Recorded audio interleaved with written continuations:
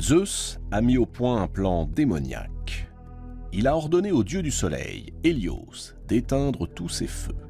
Puis, il a exigé de son fils, le dieu Hermès, qu'il ralentisse la course de la lune. Du dieu sommeil, qu'il endorme toute l'humanité, de sorte que personne ne puisse voir ce qui va se passer. Tout est en place. Zeus a revêtu l'aspect d'un simple mortel, un nommé Amphitryon, et c'est sous cette apparence qu'il vient de s'introduire dans la chambre d'Alcmène. Alcmène n'est pas seulement une très belle femme, c'est aussi la petite-fille du grand Persée. Il est là, Amphitryon. En l'apercevant, Alcmène se jette à son cou. Pas un seul instant, elle n'imagine que l'homme qu'elle couvre de baisers n'est pas son époux, mais le roi des dieux. Elle écoute l'imposteur faire le récit de ses exploits, lui raconter comment il a tué les assassins de son frère. La vengeance à laquelle elle aspirait tant est assouvie. Alors, comme elle s'y était engagée au soir de ses fiançailles, la jeune femme s'offre à celui qu'elle a épousé. Elle s'offre durant toute la nuit. Une nuit à laquelle Zeus a conféré la longueur de 3 nuits.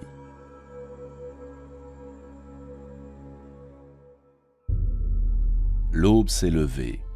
Hélios a rallumé ses feux. Le roi de l'Olympe regagne alors son palais, là-haut, par-delà les nuages. Il était temps, car voici qu'Amphitryon, le vrai, est de retour chez lui. Auréolé de sa victoire, il est impatient de goûter à la récompense promise. Il entre dans la chambre de son épouse. Il la trouve somnolente, comme épuisée. C'est à peine si elle réagit lorsqu'il la rejoint dans son lit. Quand l'étreinte est consommée, Alcmène le repousse doucement. Elle lui demande, étonnée, d'où lui vient cette nouvelle énergie et s'il va, une fois encore, lui faire le récit de ses exploits guerriers. Amphitryon ne comprend pas. De quoi parle-t-elle? Un doute se glisse dans son esprit. Il veut en avoir le cœur net. Il se précipite chez le grand devin, Tirésias. Tirésias l'écoute. Un léger sourire éclaire son visage de vieil aveugle. Puis il déclare « Tu as été trompé, mon ami. » Amphitryon sent ses jambes se dérober. « Oui, » ajoute Tirésias, « et c'est Zeus le coupable. »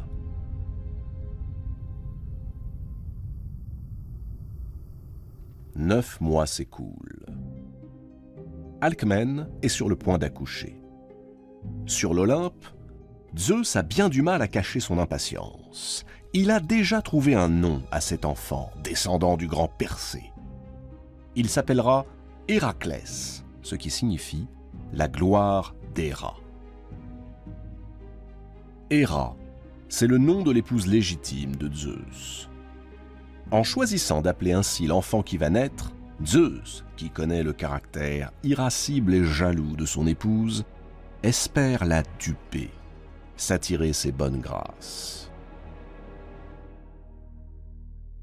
Curieusement, la réaction d'Héra n'est pas celle que Zeus craignait. Impassible, elle déclare à son époux « Jure-moi que le premier enfant qui naîtra en droite ligne du grand Persée sera roi. » Zeus fronce les sourcils. Il redoute le piège. Il connaît bien son épouse. Il sait combien elle est revancharde. N'a-t-elle pas osé un jour fomenter une révolte contre lui? Pourtant, tout excité par la naissance proche de ce fils dont il sait qu'il possédera des pouvoirs extraordinaires, il prête serment. Alors, Héra quitte l'Olympe et se rend en toute hâte à Argos. Là-bas, la cousine d'Alcmène est elle aussi enceinte. Par un des sortilèges dont elle a le secret, Héra provoque son accouchement prématuré. Elle vient de piéger Zeus. En effet, s'il veut tenir sa parole et donner le pouvoir au premier descendant de Persée, eh bien ce n'est plus Héraclès qu'il doit asseoir sur le trône, mais son cousin, Eurysthée, qui vient de naître. Zeus est furieux, désemparé. Les pensées les plus noires se bousculent dans sa tête. Héra, elle, rit encore du méchant tour qu'elle vient de jouer à Zeus. Mais elle ne s'estime pas suffisamment vengée. À peine Héraclès vient-il de naître qu'elle envoie 2 maléfiques serpents dans sa chambre. Elle compte bien en finir pendant son sommeil.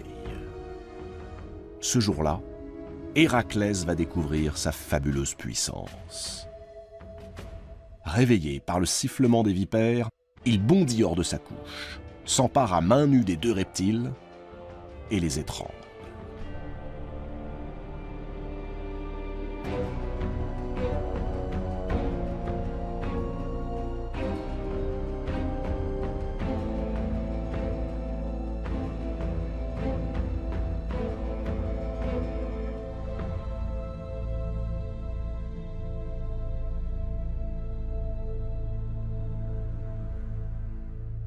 Cet exploit est le premier d'une très longue série.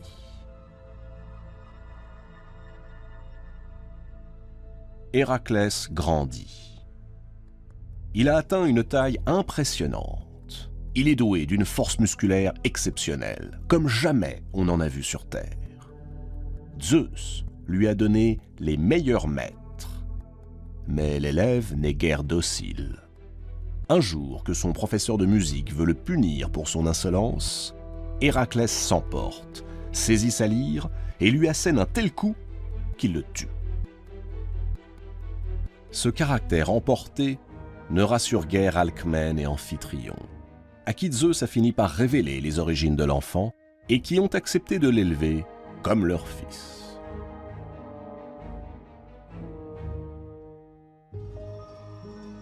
Redoutant qu'Héraclès ne se livre à d'autres violences, Amphitryon l'envoie à la campagne prendre soin de ses troupeaux. Dans le bois d'un vieil olivier, Héraclès se fabrique une massue. Elle sera son arme de prédilection. Apollon, dieu protecteur des bergers, mais aussi dieu guerrier, lui fait don d'un arc et d'un carquois. Le jour de ses 18 ans, Héraclès quitte la campagne et les troupeaux d'Amphitryon. Il part découvrir le monde.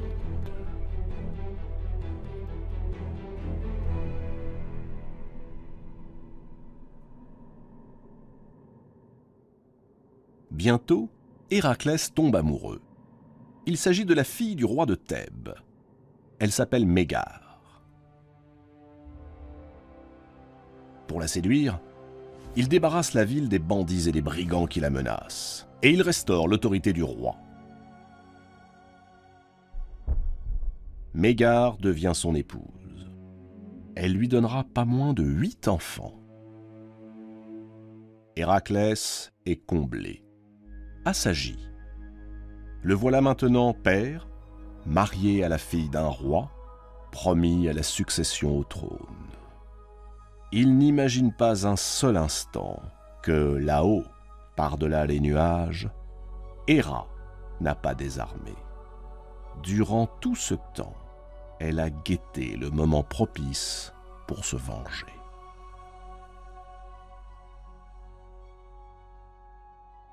Elle voit Héraclès jouer tendrement avec ses fils. Et c'est sur ces innocentes créatures qu'elle va abattre ses foudres. Héra frappe Héraclès de folie. L'effet est terrifiant. Pris de démence, en proie à d'horribles hallucinations, Le héros commet alors le pire de tous les crimes. Il confond ses enfants avec des bêtes sauvages, se précipite sur eux et les massacre, l'un après l'autre.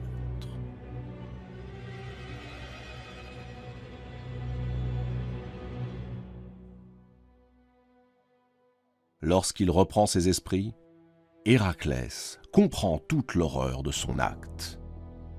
Il sombre dans un profond désespoir. Il doit expier cette faute. Il le faut. Alors, pâle fantôme parmi les mortels, il se rend en pénitent jusqu'à Delphes et interroge l'oracle. Ton crime est le plus affreux de tous les crimes. Tu n'es plus digne d'être appelé fils de Zeus, pas même d'être un homme. Un seul être peut te purifier.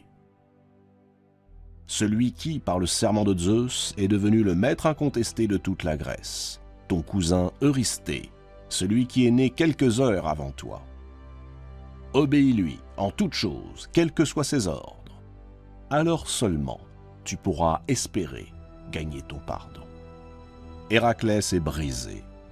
La perspective d'entrer au service d'un homme aussi tyrannique qu'Eurysthée lui est odieuse. Mais il n'a pas le choix.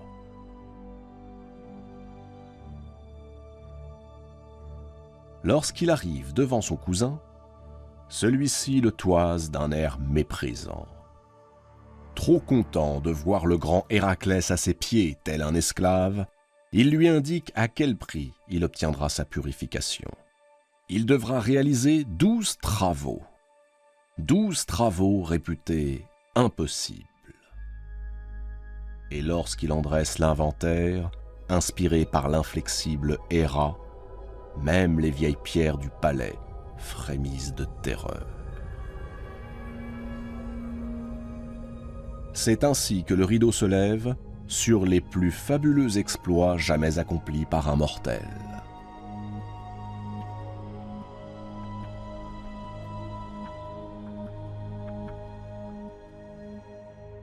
Le premier des 12 travaux aurait pu être fatal à Héraclès. Il s'agit de venir à bout d'un animal monstrueux, fruit des amours de créatures infernales. Un lion à la peau magique, semblable à une carapace, le lion de Némée. Quand Héraclès voit que même les flèches magiques que lui a données Apollon ne peuvent rien contre le fauve, il décide de le combattre à main nue.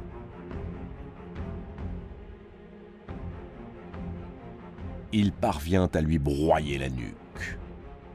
Puis il le dépaisse avec soin, et de ce cuir plus dur que le fer, il se fabrique un casque et une armure impénétrables. Et c'est paré de la sorte qu'il revient à la cour d'Eurysthée.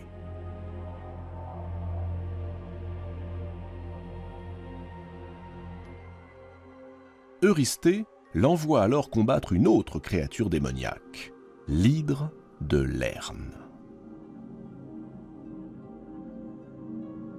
Un gigantesque serpent à 9 têtes. Héraclès l'attaque à l'épée. Mais chaque fois qu'il tranche une tête, 2 autres repoussent. Chaque coup porté à l'hydre la fertilise. Héraclès, assailli de toutes parts, se voit déjà perdu. C'est à ce moment-là que la déesse Athéna lui inspire la solution. À l'aide d'une torche enflammée, il brûle chaque tête de la bête, l'empêchant ainsi de renaître. Lorsqu'il n'en reste plus qu'une, Héraclès lève bien haut son épée et décapite la créature maudite avant d'y mettre le feu. Alors, dans le sang noir de l'hydre de Lerne, il trempe chacune de ses flèches, les imprégnant d'un poison qui sera désormais fatal à quiconque sera touché par elle. Les travaux d'Héraclès ne sont pas finis. Après avoir capturé un sanglier qui dévastait la région d'Érymantes et pisté pendant plus d'1 an la biche aux cornes d'or du mont Cérynie, Héraclès est envoyé pour sa 5e épreuve jusqu'aux rives du lac Stymphale. Là, une incroyable nuée d'oiseaux hante les paludes. Leurs têtes, leurs ailes, leurs becs sont de bronze et ils se servent de leurs plumes comme de véritables flèches contre les humains qu'ils dévorent. Une fois encore, Athéna vient au secours de celui dont elle a fait son protégé. Elle lui confie un instrument jusque-là méconnu, une paire de cymbales en airain. Lorsqu'Héraclès les fait claquer, leur son étrange épouvante les oiseaux, qui se dispersent suffisamment pour que le colosse, bandant son arc, les crible un par un de ses flèches empoisonnées.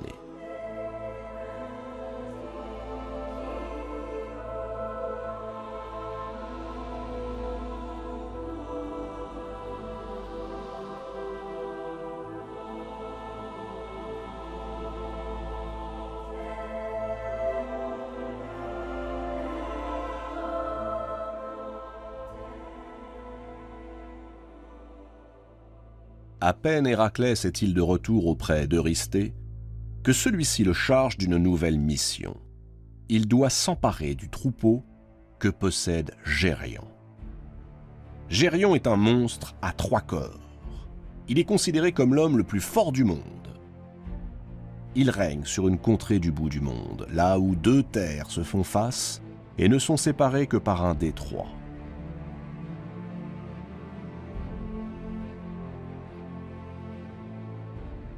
Après un combat terrible, Héraclès terrasse le géant et s'empare de son troupeau.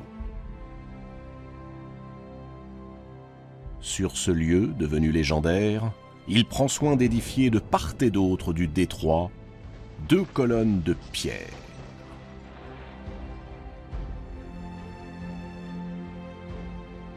On les nommera plus tard les colonnes d'Héraclès. Et dans le langage commun, les colonnes d'Hercule.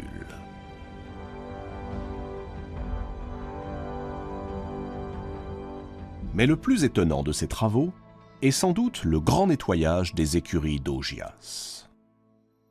Augias est un roi aussi riche que paresseux. Il possède un immense troupeau de taureaux blancs. Or, ces animaux sacrés vivent dans des écuries où règnent une saleté et une puanteur repoussante. Cela fait 30 ans que personne n'a nettoyé les lieux. Pour accroître la difficulté, Eurysthée impose à Héraclès d'accomplir cette tâche en une seule journée. Comment s'y prendre? Le héros perce une vaste brèche dans les murs. Puis il détourne le cours des 2 fleuves voisins.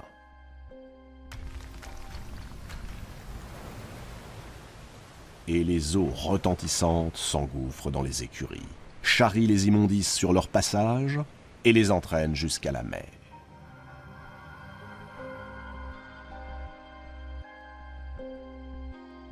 Il y eut encore la capture du taureau blanc de Minos et celle des juments de Diomède. Une épopée qui le conduisit au pays des Amazones où il parvint à dérober la ceinture de leur reine. Et la longue quête qui le mena au fabuleux jardin des Hespérides, d'où il rapporta les pommes d'or que Gaïa, la déesse terre, avait offertes à Héra à l'occasion de son mariage avec Zeus.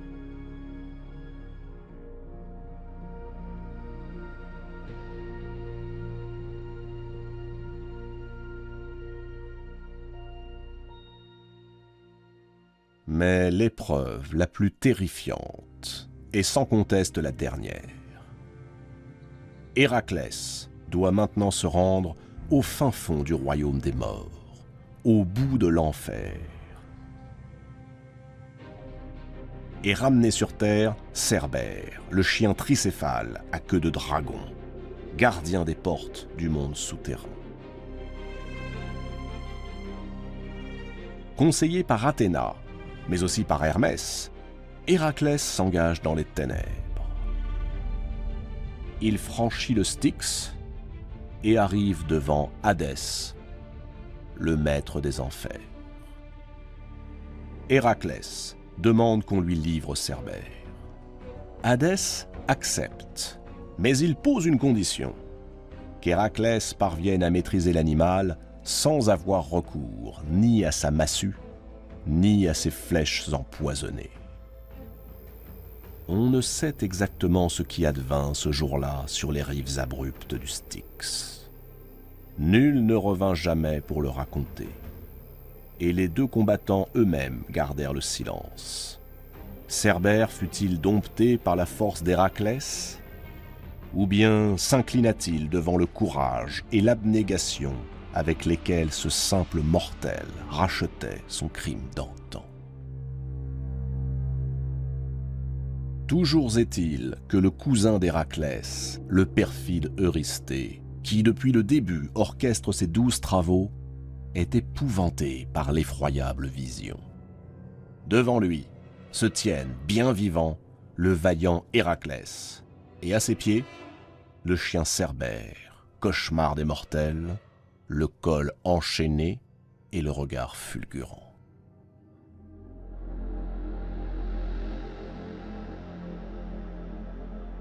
Ainsi, Héraclès a triomphé des 12 travaux. Il est désormais purifié. Mais vient le jour où Héra assène le coup fatal à son ennemi. Héraclès vient d'épouser la ravissante Déjanie. Alors que le couple traverse un fleuve, une crue soudaine leur barre la route. Héraclès est bon nageur, mais il ne peut à la fois défier les cataractes bouillonnantes et porter Déjanire sur ses épaules. C'est alors que surgit un centaure, Nessus. Il propose de charger la jeune femme sur son échine, tandis qu'Héraclès rejoindra par lui-même l'autre rive. Héraclès accepte. Le centaure est le premier sur l'autre berge. Lorsque Héraclès y pose le pied, il entend les cris de Déjanire. Nessus, gesticulant en tous sens, tente de violer la jeune femme.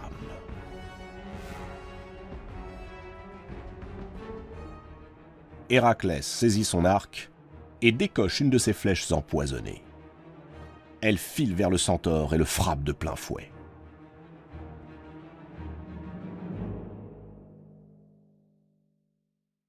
Se voyant mourir, le centaure Nessus défait sa tunique et la tend à Déjanire dans un ultime soupir. « Me voilà bien puni, mais que ma mort au moins te soit profitable. Prends cette tunique, trempe-la dans mon sang et offre-la à ton époux. Elle stimulera à jamais son amour pour toi. » Déjanire fait exactement ce que lui a conseillé le centaure. Puis, elle offre à Héraclès la tunique de Nessus. Héraclès ne sent d'abord qu'un léger picotement, puis une démangeaison insoutenable, enfin un feu brûlant qui le dévore de l'intérieur. Terrassé par la douleur, il tente d'arracher la tunique, mais c'est sa peau collée au tissu qui part en lambeaux. Il comprend alors dans quel piège Déjanire s'est laissé prendre. Zeus, depuis l'Olympe, ne peut intervenir. Telle est la loi du destin. Héra le lui rappelle. Alors, témoin impuissant, le roi de l'Olympe attend que la mort fasse son œuvre.